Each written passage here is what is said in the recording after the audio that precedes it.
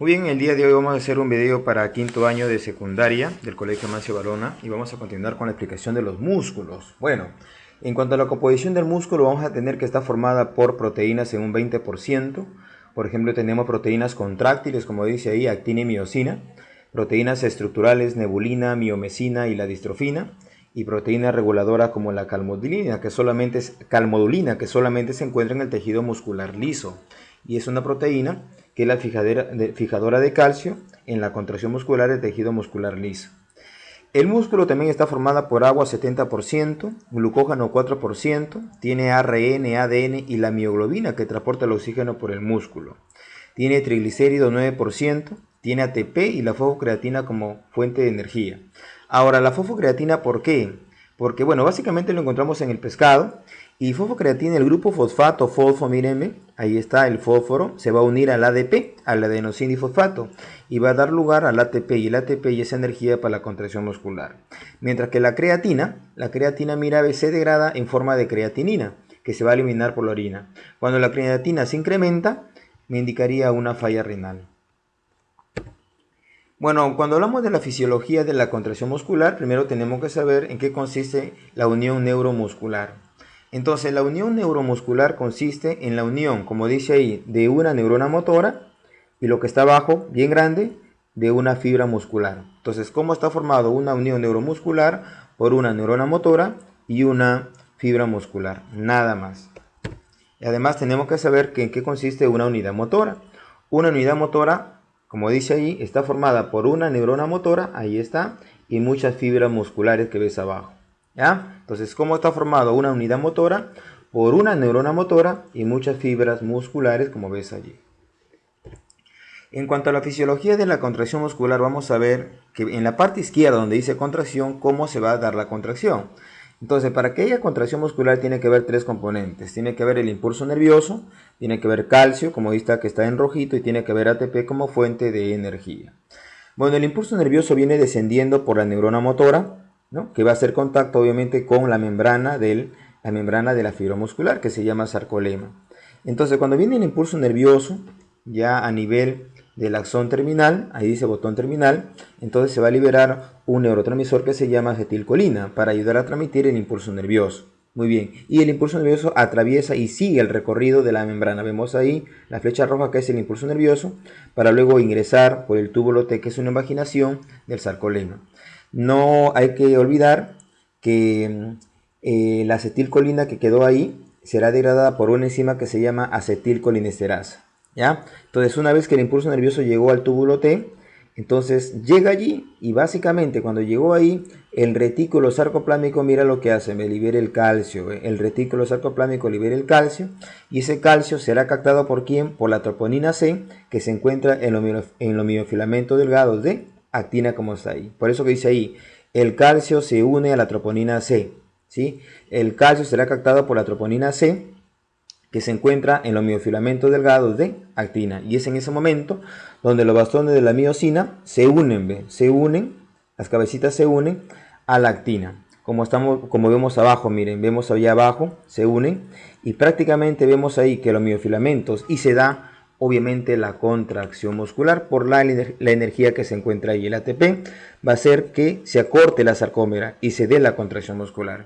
Entonces, cuando se da la contracción muscular, ¿qué es lo que está pasando ahí? Que los miofilamentos de actina, ahí está, están desplazando a los miofilamentos gruesos de miosina y se da la contracción muscular y se acorta y desaparece la banda H, que desaparece en una contracción muscular. ¿Ya? En el caso de una relajación, bueno, hemos dicho que vamos a comenzar desde arriba, dice, la acetilcolina es removida por la acetilcolinesterasa, o sea, será degradada por la acetilcolinesterasa. Luego, el retículo sarcoplámico va a recaptar el calcio, miren, recapta el calcio, y como ya no hay calcio, todo recupera su normalidad. Entonces la actina retorna a su posición original, finaliza la contracción y ocurre básicamente la relajación. ¿Ya?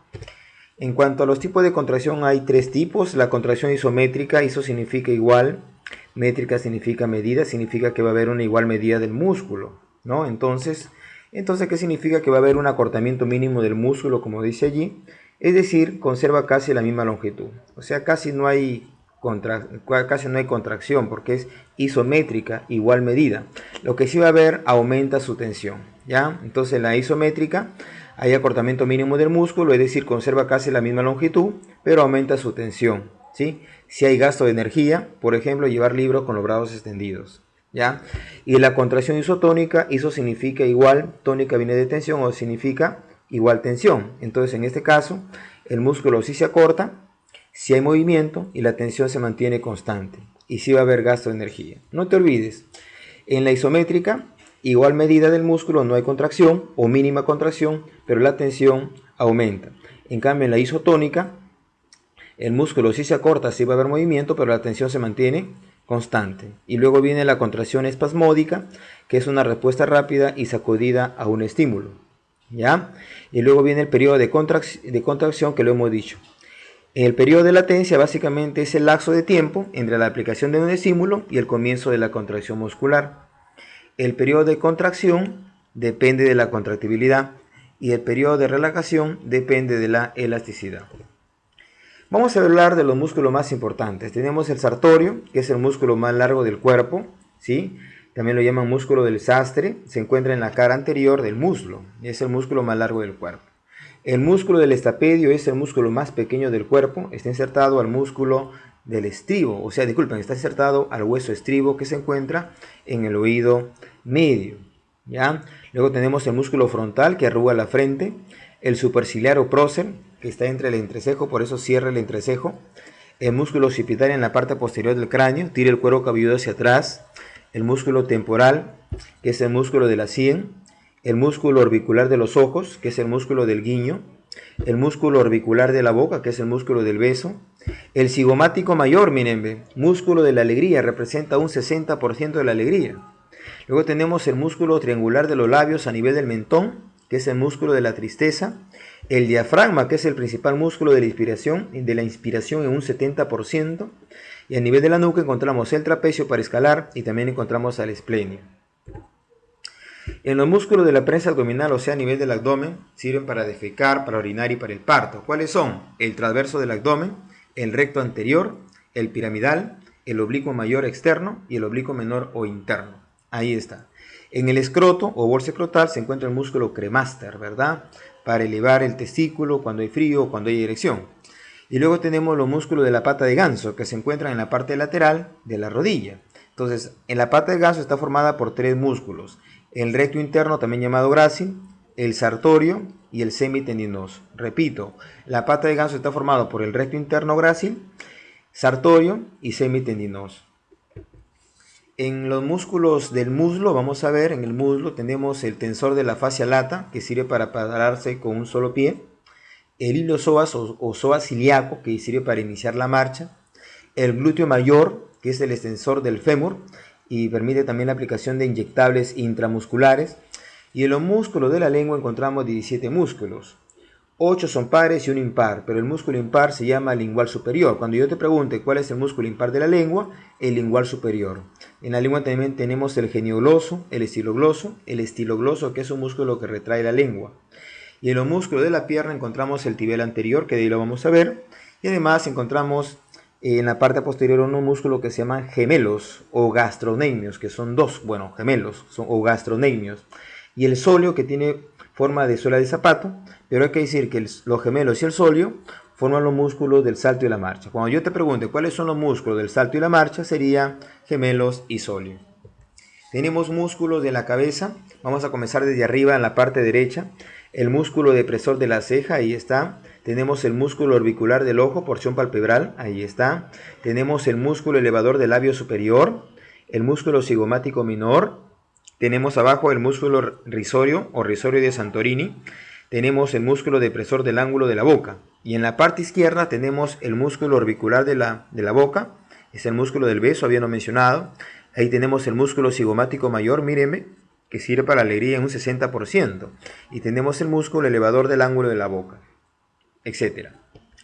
A nivel del cuello tenemos dos más importantes. Tenemos el músculo externo cleidomastoideo, como vemos ahí a la derecha, músculo externo cleidomastoideo, porque se inserta obviamente al esternón, cleido, clavícula y mastoide por la apófisis mastoide del hueso occipital. ¿verdad? Por eso se llama esternocleidomastoideo. El esternón, cleido por la clavícula, ¿sí? Y mastoideo por la apófisis mastoide del hueso, del hueso temporal. Ahí está. Sí, del hueso temporal sería, ¿no? Muy bien, entonces sería el esternocleidomastoideo.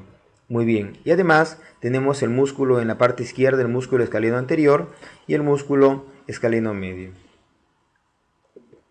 Músculo del tórax, ahí vemos por ejemplo en la parte derecha el músculo pectoral mayor, ahí está, y si hay un pectoral mayor también hay un pectoral menor. En cambio en la parte izquierda vemos el músculo serrato mayor y el músculo dorsal ancho. Músculo de la prensa abdominal, lo habíamos dicho, tenemos el músculo oblicuo externo, ahí está. Tenemos el músculo recto abdominal o recto del abdomen. Tenemos el músculo en la parte izquierda, el músculo oblicuo interno, y tenemos el músculo traverso abdominal o traverso del abdomen.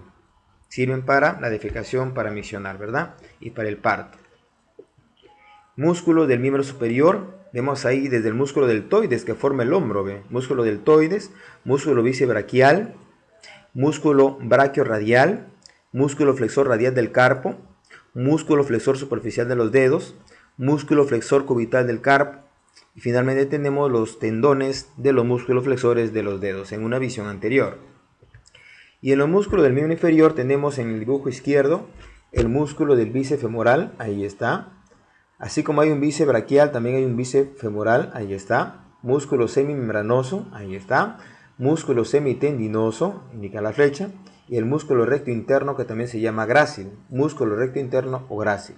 Luego tenemos el gemelo externo y el gemelo interno, o también llamado gastrocnemio, como ya lo habíamos mencionado. Tenemos el tendón de los gemelos o tendón de Aquiles que está allí, mira, ven, entre los gemelos y el siguiente músculo que se llama músculo sóleo. Entre los gastrocnemios o gemelos y el músculo sóleo que vemos ahí a los costados se encuentra el tendón de los gemelos.